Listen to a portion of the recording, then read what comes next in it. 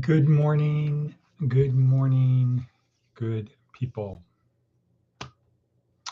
Today is Friday, August 22nd, 2025. It's again Friday, the end of the week. Wearing my Green Bay Packers, my Green Bay Packers shirt. And it's a beautiful day.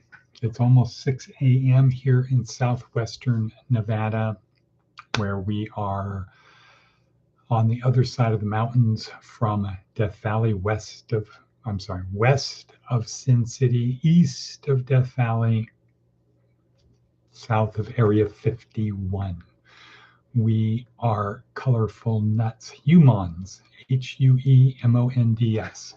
And we are here, as always, to help build better habits. Create a routine, repetition, make it become a habit, unconscious behavior. We are in day 5 of week 2 in our neuroscience-oriented approach to success. Week 2, day 5. And this is Aaliyah Crum, one of the Stanford people, Carol Dweck, Kelly McGonigal, and Angela Duckworth, and others. Those are kind of the big names with Carol Dweck. Growth mindset, grit, mindset, stress, things like that. So we're going to learn about how powerful mindset is, how powerful having a mindset is today. But first, let's get what is the advice from an 80-year-old? Advice from an 80-year-old today. Don't expect life to be fair. Right. You might remember this is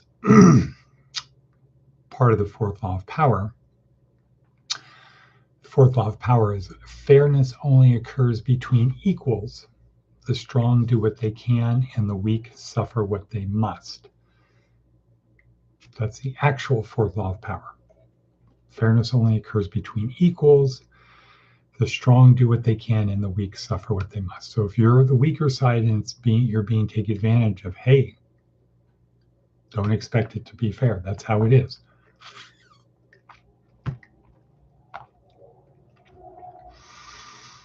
Laws are made so that the weaker get a fair shot. But even that gets corrupted too, because if you can't pay for an attorney, you don't really get to buy justice.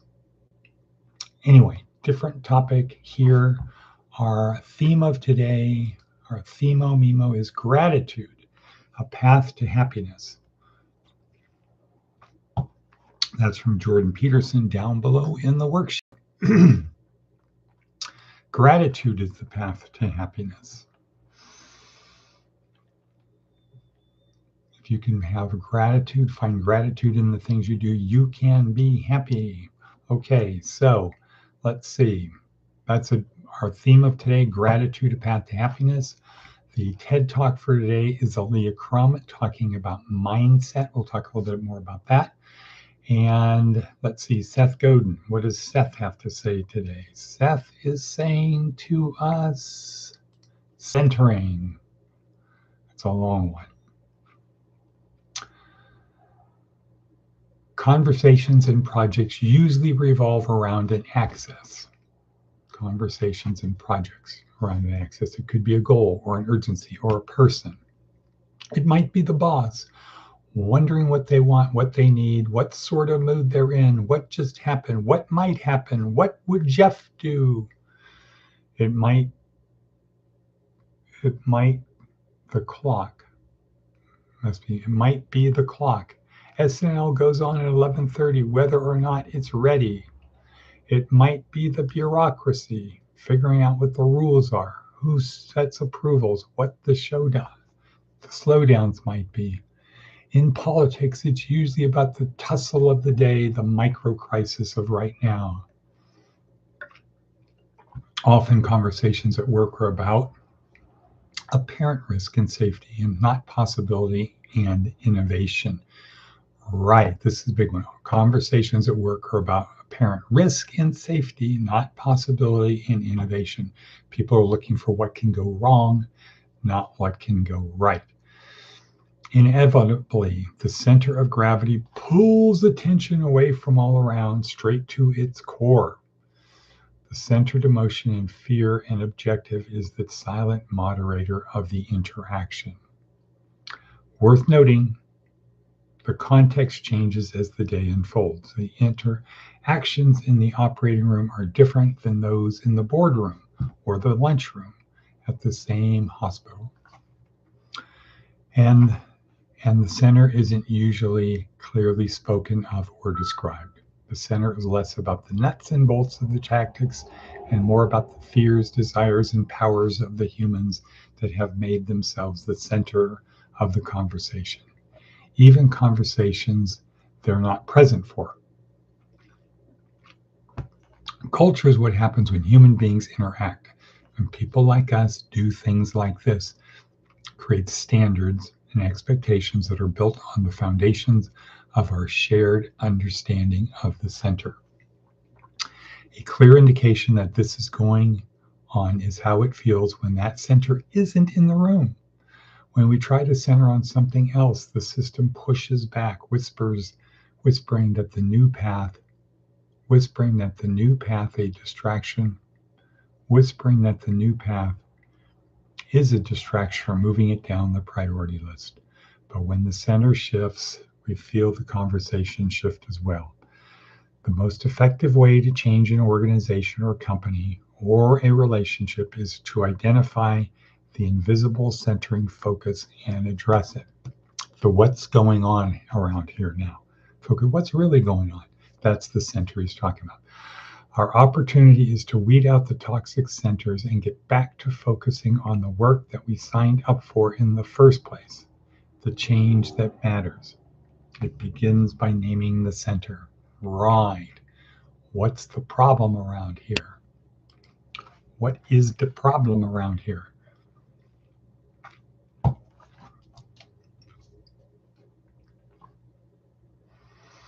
Okay, well, that's Seth Godin. All right, people, let's talk about mindset. Let's talk about Leah Crum. Leah Crum went to Harvard. She was a Division I athlete, not really sure. My hunch would be swimming because she doesn't have the soccer legs, the tennis arm, etc. I would say swimming. But whatever, doesn't matter. So she tells the story that one day she's there, she's working out or has to work out, and her professor says, you know, that's just a placebo. Your working out is just a placebo. What? Working out is not a placebo. Working out is an actual thing, is her response. A placebo is like a sugar pill. You take it, doesn't do anything. How could my professor be saying it's a placebo? It just makes me think. Working out makes me think I'm improving. So that got her going down a path.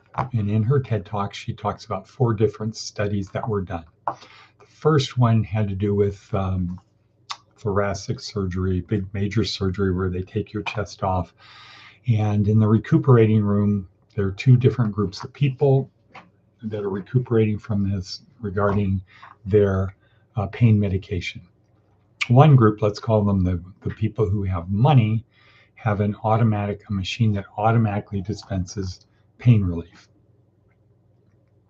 The people, let's say with less money, they have to ring a bell and the nurse comes in and gives them a shot. Who is designed to have the most pain relief? Right, the people who have more money, that have the wealthy system that automatically dispenses the pain relief. However, what happened in reality is the other patients felt better, the ones that didn't have the money. So they went back and checked everything. Is the medication the same? Is it the same dosage? Is it this, that? And it turned out that the people who saw the nurse give them the pain relief felt better because they saw it go in. So it's not, the pain relief wasn't just from the pain reliever going in, it was also seeing it go in, having the belief that the nurse is dispensing the pain relief. That's interesting. Okay, well, let's try this other experiment. Let's go get about hotel cleaning people, room cleaners, housekeepers, maids. Let's get about 70 of them. We'll take their vital statistics. We'll divide them into two groups. We'll say to one group, okay, go back to work. And the other group will give a little presentation. We'll have a poster, put it on the wall that says physical exercise is good for you. And then we're going to come back a few weeks later and measure the people. And they did. And they found the people in the group that they just sent back to work didn't change. The other group, though, the ones that they gave the presentation to, that they put the poster on the wall that they could see every day that said physical exercise is good for your health, they improved. Well, is it because they're putting more oomph into it as they're cleaning the rooms? So Leah Crum gets involved in another study. This at Yale University, where some guys, let's just say it's the business school guys, have an idea for a product to combat the freshman 15, where the typical freshman girl gains about 15 pounds when she goes away to school. And the idea is we're going to create a milkshake that tastes great, but it's low calorie, low fat, low sugar, et cetera, et cetera, et cetera. It's good for you. And we're going to call it Sense-A-Shake. So that's the reward people are going to want to have after they study. Their reward for studying is a Sense-A-Shake, and it's low calories, et cetera. So we're going to combat the freshman 15. So they announced the product. They invited people to come for a study, test group, focus group. And they gave them $75, $50, and said, okay, so we want you to sample this thing. Tell us what you think. We're going to take a little sample of your blood if that's okay, because we want to make sure everything's cool. Not that there's anything in here that's bad. And there wasn't. What do you think about the shake? Great. Then they later called the people back, might have been like, we need to get a counter opinion. We're going to compare what you felt about the Sense-A-Shake to this other shake that's the opposite. It's really, really rich, really high calories, really high fat content. It's Decadent Delight. And like that, like the Sense-A-Shake, there's a poster that has a picture of it, and it's Decadent Delight. And they took blood and they had people tell them what they felt about the shake. And then, so what was really going on there was they were testing the ghrelin in their blood. This was a mindset thing. So they're testing the ghrelin in the blood. What does that mean? Well, ghrelin is a hormone that tells your brain when you are full, when you've had enough to eat, or when you've had enough calories, when you're stop eating, you don't need to eat anymore. So the idea is when you eat food, the amount of ghrelin is related to what you eat. So if you're eating celery, your ghrelin changes a little bit. Whereas if you're eating steak, your ghrelin will change more. So when they had the Sense-A-Shake, the ghrelin changed a little bit when they had, based upon what was in the blood. When they had Decadent Delight, the ghrelin changed more.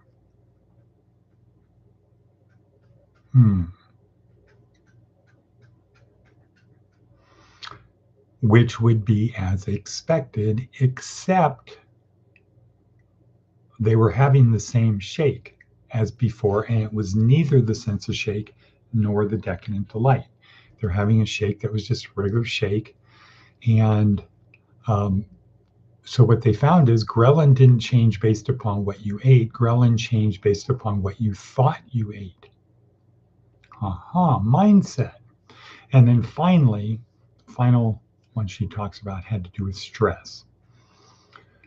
So they went to a large company, took vital statistics of people, divided the people into two groups, and showed each group a different movie. And now the thing that was different about the movie was the words on the screen. The movie itself, the pictures were the same. The soundtrack was the same. The music was the same. It's just the words that were on the screen were different. One group of people saw the words on the screen had the message was stress is bad. The other group saw the opposite. The message on the screen was stress is good.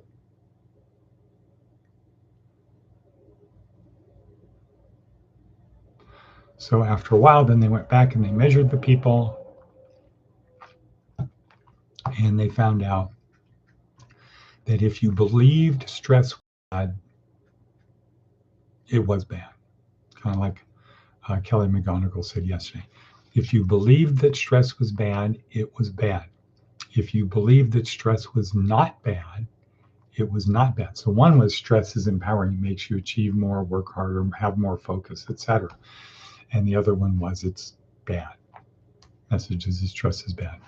So Aaliyah Crum and her colleagues concluded mindset matters. And one of the interesting things she said is you can change your mindset like that. You can change your belief. So we say a mindset is a belief. And if you take Aaliyah Crum's thing as mindset and you take the word belief and you go back to Mark Dawes on Wednesday, where Mark Dawes said our identity is just made up of our self-beliefs. So Aaliyah Crum is saying if you change yourself, you can change your self-beliefs like that. And by changing your beliefs, the world around you will change. What's the problem? The problem is we can change our beliefs. We can change our mindset like that. Smoking is bad. Meth is bad. These things are bad. However, what we find is when we have a habit, unconscious behavior, programming, that controls what we actually are. That's why creating a routine, a better routine, what we do here is so important. You create a routine and then repetition until it becomes a habit, until you get to the point where if you don't do it, you notice and it affects you. That's the key thing. So you can change your mindset like that. The problem is if you don't change your unconscious behavior. Is a mindset conscious or unconscious behavior? Well, it's conscious behavior that is could be acted out unconsciously. So you could hold the belief that cigarettes are bad, but at the same time, not be able to stop smoking. And before Johann Hari, last Wednesday, we would say there are chemical hooks in there that get us to do it. You get addicted to smoking because of chemical hooks. Yeah, except when people go to jail and they can't smoke, they have 0.0 ability to smoke, they don't crave cigarettes. But when they're being released and they get their bag of property and they look down the bottom and they say, God, one of the greatest things about jail is at least I stopped smoking. At least I stopped smoking. And then they see a stale pack of cigarettes down at the bottom of their property bag. Whammo. Doesn't matter how stale it is, I'm smoking again. So habits are really, really, in a sense, more important than mindset. We need to link the two of them together. Okay, so we're out of time. This is Friday. Let's go make something happen. Last night at the Unified Men's Group, a good day. Got to talk about evangelizing to the non-Christians. And it was kind of an interesting, very interesting event. So with that, we're going to say and cut.